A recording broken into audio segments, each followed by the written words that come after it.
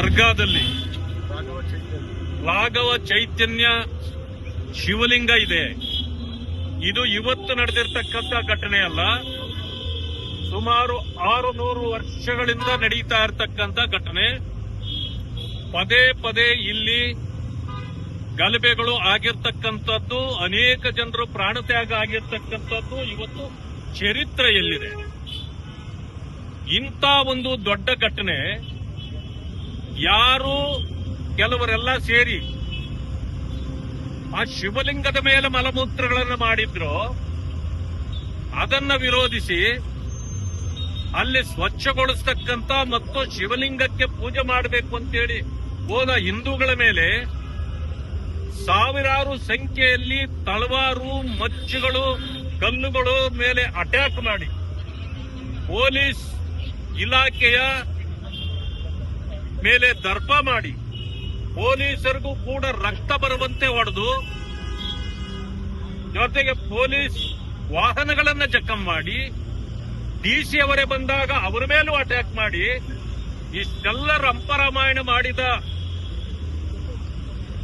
ಒಂದು ವಿಚಾರವನ್ನ ತೆಗೆದುಕೊಂಡು ಕೋರ್ಟ್ನಲ್ಲಿ ಕೂಡ ಕೇಸು ಈಗಲೂ ನಡೀತಾ ಇರಬೇಕಾದ್ರೆ ಇಂಥ ಕ್ರಿಮಿನಲ್ ಮೊಕದ್ದಮೆಯನ್ನ ವೋಟ್ ಬ್ಯಾಂಕ್ಗಾಗಿ, ಓಲೈಕೆಗಾಗಿ, ಕೆಲವು ಸಮುದಾಯಗಳನ್ನ ಓಲೈಕೆ ಮಾಡಲಿಕ್ಕೆ ಈ ಸರ್ಕಾರ ನಮ್ಮ ಸ್ಪೀಕರ್ ಆಗಿರ್ತಕ್ಕಂಥ ಖಾದರ್ ಅವರ ಮೂಲಕ ಪತ್ರ ಕೊಡಿಸಿ ಅದನ್ನ ಹಿಂದೆ ಪಡೆದಿರ್ತಕ್ಕಂಥದ್ದು ಇದು ಖಂಡನೀಯವಾದದ್ದು. ಯಾಕಂದ್ರೆ ಅನೇಕರ ಪ್ರಾಣ ತ್ಯಾಗ ಆಗಿರ್ತಕ್ಕಂಥ ಪ್ರದೇಶ ಅದು. ಅಂಥದ್ರಲ್ಲಿ ಅದನ್ನ ಯಾರು ತಪ್ಪು ಮಾಡಿದ್ದಾರೆ, ಯಾರು ಇಂಥ ಕ್ರಿಮಿನಲ್ ಆಕ್ಟಿವಿಟೀಸ್ ಅಲ್ಲಿ ಭಾಗಿಯಾಗಿದ್ದಾರೆ, ಅವರಿಗೆ ಶಿಕ್ಷೆ ಕೊಡುವ ಬದಲು ಅವರಿಗೆ ಪ್ರೋತ್ಸಾಹ ಕೊಡುವಂತೆ ಈ ಸರ್ಕಾರ ನಡ್ಕೊಂಡಿರ್ತಕ್ಕಂಥದ್ದು ಇದು ಒಂದು ರೀತಿ ಜನರಿಗೆ ಮಾಡಿರ್ತಕ್ಕಂಥ ಅಪಮಾನ. ಇದು ಹಿಂದುತ್ವಕ್ಕೆ ಮಾಡಿರ್ತಕ್ಕಂಥ ಅಪಮಾನ.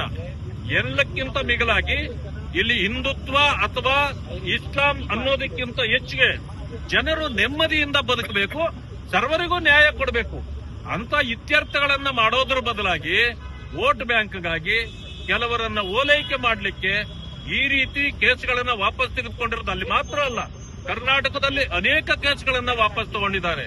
ಇವತ್ತು ದಲಿತರು ತಮ್ಮ ಹಕ್ಕಿಗಾಗಿ ಹೋರಾಟ ಮಾಡ್ತಾರೆ, ಅವರ ಮೇಲೆ ಕ್ರಿಮಿನಲ್ ಕೇಸುಗಳು.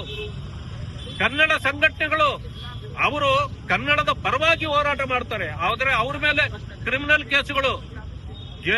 ಹೋರಾಟ ಮಾಡಿದ್ದಕ್ಕೆ ನಾರಾಯಣಗೌಡರಂತ ಒಬ್ಬ ಧೀಮಂತ ನಾಯಕರನ್ನೇ ಇವತ್ತು ಜೈಲಿಗೆ ಕಳಿಸಿದ್ದನ್ನು ಕೂಡ ನಾವು ನೋಡಿದ್ದೇವೆ. ಈ ರೀತಿ ಹೋರಾಟ ಮಾಡಿದವರನ್ನ ಜೈಲಿಗೆ ಕಳಿಸ್ತಾರೆ, ಆದ್ರೆ ಬಾಂಬ್ಗಳು ಹಾಕಿದವರನ್ನ, ತಲವಾರುಗಳಿಂದ ಹೊಡೆದವರನ್ನ ಇವರು ಓಲೈಕೆ ಮಾಡತಕ್ಕಂತ ಕೆಲಸವನ್ನ ಮಾಡೋದನ್ನ ನಾವೆಲ್ಲರೂ ಕೂಡ ಖಂಡಿಸ್ತೇವೆ. ರಾಜ್ಯದಲ್ಲಿ ಇಂತಹ ಘಟನೆಗಳಿಂದ ಯಾವ್ಯಾವ ಕೇಸ್ಗಳನ್ನ ನೀವು ವಾಪಸ್ ಪಡೆದಿದ್ದೀರೋ ಅವುಗಳನ್ನ ಮತ್ತೆ ರೀಓಪನ್ ಮಾಡಬೇಕು, ಅವುಗಳನ್ನು ವಾಪಸ್ ಪಡೆಯಬಾರದು ಅಂತಕ್ಕಂಥ ಮಾತನ್ನು ಹೇಳಿದ್ದೇವೆ. ವಿಶೇಷವಾಗಿ ಈ ಲಾಡ್ಲಾ ಮಾಷಾ ದರ್ಗಾದ ವಿಚಾರದಲ್ಲಿ ಮಾನ್ಯ ಗವರ್ನರ್ ಅವರನ್ನ, ರಾಜ್ಯಪಾಲರನ್ನ ಭೇಟಿ ಮಾಡಿ ನಮ್ಮ ಅಹವಾಲನ್ನ ನಮ್ಮೆಲ್ಲಾ ಮುಖಂಡರುಗಳು ಇವತ್ತು ಕೊಟ್ಟಿದ್ದಾರೆ.